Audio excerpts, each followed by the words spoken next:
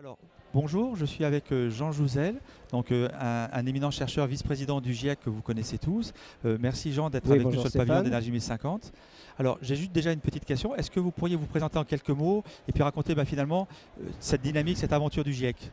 Oui, donc je suis chercheur. J'ai commencé ma thèse il y a près de 50 ans, en 1968. Un certain temps, Oui, dirons-nous. un certain temps. Donc, oui, j'ai une longue carrière de chercheur, largement sur tout ce qui concerne l'évolution du climat. Donc, mon domaine je dirais, d'expertise, ce sont la reconstruction des climats du passé à partir des glaces polaires. Mais je me suis très rapidement intéressé à l'évolution future de notre climat.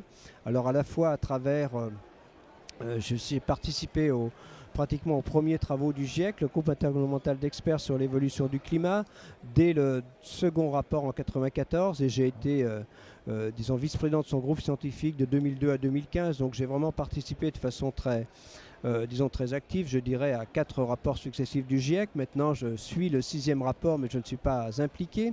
Et puis aussi, je m'y suis impliqué à travers, j'étais longtemps, enfin une dizaine d'années, directeur de l'Institut Pierre-Simon Laplace, qui est un des instituts français avec Météo France, dans lequel nous avons des modèles climatiques qui nous permettent effectivement de faire des projections climatiques. Donc je m'intéresse aussi au climat du futur à travers l'Institut, disons, que j'ai dirigé, auquel j'appartiens toujours. Donc beaucoup d'intérêt, et je me suis aussi, disons, impliqué sur tous les aspects, bien sûr communication vers le grand public, mais aussi disons, interaction avec les décideurs politiques. Je me suis impliqué par exemple dans le Grenelle de l'environnement, disons, dans le comité de pilotage de la loi de transition énergétique en France, ensuite dans le comité de pilotage avec Laurent Fabius de l'accord de Paris au niveau français.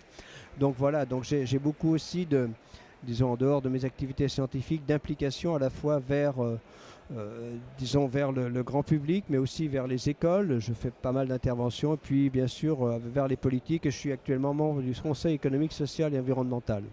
Bon, c'est un merveilleux parcours et puis j'ai envie de dire, je pense que maintenant la suite de l'aventure du GIEC est aussi un merveilleux parcours parce que je crois que depuis l'accord de Paris, on est bien d'accord, c'est devenu un organe pas simplement informatif mais consultatif. Oui, dans la mesure où c'est la Convention climat qui a invité le GIEC à faire un rapport spécifiquement dédié à notre climat, la possibilité de maintenir le réchauffement climatique en deçà de 1,5 degré, les trajectoires à suivre, mais aussi les conséquences qui pourraient en résulter.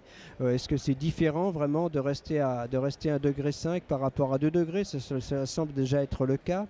Et donc c'est vraiment dans la mesure où c'est la Convention climat qui a, disons, je dirais, invité le GIEC à faire ce rapport qui sera publié l'an prochain, en septembre 2018.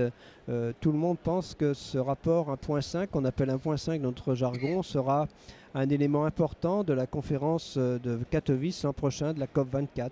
Alors effectivement, cette évolution de la prise en compte finalement des résultats scientifiques du GIEC est important. Nous, au sein de l'association Énergie 1050, on se plaît à dire que c'est une science qui alerte et qui plaide pour une invitation à l'action. Et je crois que c'est véritablement le mot, si on peut être d'accord. Oui, parce que nous sommes très attachés d'un autre côté à la mission initiale du GIEC, qui reste d'ailleurs celle d'aujourd'hui, à savoir, le GIEC ne doit pas faire de recommandations. L'idée, c'est vraiment de fournir aux décideurs politiques les éléments pour qu'ils puissent prendre leurs décisions. La lutte contre le réchauffement climatique, l'adaptation sont des domaines éminemment politiques au sens noble du terme. Et donc c'est vraiment, nous le pensons, et nous souhaitons garder une certaine indépendance du pouvoir politique. C'est vraiment aux décideurs politiques. On le retrouve ici cette année, bien sûr. Aujourd'hui, nous avons Emmanuel Macron, Angela Merkel, d'autres présidents qui vont, ou premiers ministres de pays qui vont intervenir. C'est effectivement une décision politique, mais notre rôle de communauté scientifique, c'est de fournir de façon claire les éléments pour que les décideurs politiques puissent prendre leurs décisions. C'est vraiment le fil rouge de la mission du GIEC que nous préservons, que nous essayons de garder. Nous ne souhaitons pas du tout faire des recommandations, surtout pas. Non, c'est très important. Alors peut-être parce que la plupart des gens qui nous écoutent, on vient de finir une table ronde sur justement l'éducation. Et puis notre constat qu'on a eu d'ailleurs pendant le fil directeur et puis en aparté, c'est de se dire finalement il y avait quand même une méconnaissance et une mauvaise compréhension. C'est des mots un peu lourds mais néanmoins réels, de finalement des enjeux et puis même de ces opportunités réelles d'agir, parce que finalement on revient un peu sur des mécanismes peut-être parfois émotionnels, de plaidoyer, alors que finalement il y a un bouquet de solutions et qui est quand même aujourd'hui devant nous. Oui, alors bien sûr, vis-à-vis des jeunes, il y a un bouquet de solutions. On a vu des jeunes qui connaissaient bien ce domaine et donc ceux qui sont là me semblent tout à fait porteurs de projets. Mais comment disons, démultiplier? Alors, il y a vraiment des actions à faire. Beaucoup d'enseignants ont envie, ont le souhait de parler de développement durable dans leurs cours, mais n'ont pas forcément ni la formation d'ailleurs, ni disons, je dirais les éléments pour faire de façon correcte cette information. C'est notre rôle, je crois, de transmettre au monde enseignant en des termes qu'ils peuvent, disons, répercuter vers les jeunes, aussi bien au niveau des actions à mettre en œuvre que tout ce qui concerne le réchauffement climatique et plus généralement disons, les objectifs du développement durable qui sont des objectifs beaucoup plus larges, mais au sein desquels le climat, malheureusement, je dirais, le changement climatique a malheureusement une place prépondérante. Donc tout cela, je crois que c'est notre rôle de la communauté scientifique, d'aller vers les enseignants, de leur fournir vraiment je dirais oui, les éléments pour qu'ils puissent vraiment travailler avec les jeunes et que ces jeunes, sur lesquels nous comptons beaucoup, s'impliquent dans des projets, dans des actions, aussi bien sûr, je l'espère pour certains, dans la recherche. Il faut aussi de la véritable formation. On a besoin de chercheurs, disons, brillants dans ces domaines, de chercheurs très motivés.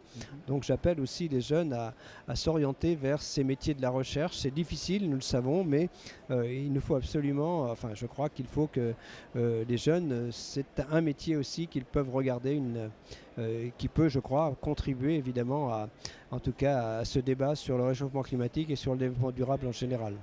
Nous, à l'association Énergie 1050, on est enchanté d'avoir échangé ensemble. Et très clairement, bien sûr, nous on décline ces actions sur le terrain, on s'appuie toujours sur cette science. Et finalement, on a le même raisonnement dans toutes les sphères de décision, que ce soit les gouvernements locaux, les entreprises ou autres. Et ce besoin de transmettre, de transformer la compréhension, la connaissance scientifique, finalement, en levier d'action, je pense que c'est presque une urgence pour éviter de se retrouver dans un agenda politique qui est déjà long et un agenda de la mise en œuvre qui serait trop long. Bien sûr. J'imagine que vous êtes bien évidemment d'accord avec ce postulat. Bien sûr, merci beaucoup. Merci beaucoup en tous les cas, et puis surtout bonne continuation et bravo pour cette impressionnante et merveilleuse carrière qui a apporté quand même beaucoup de choses. Merci beaucoup.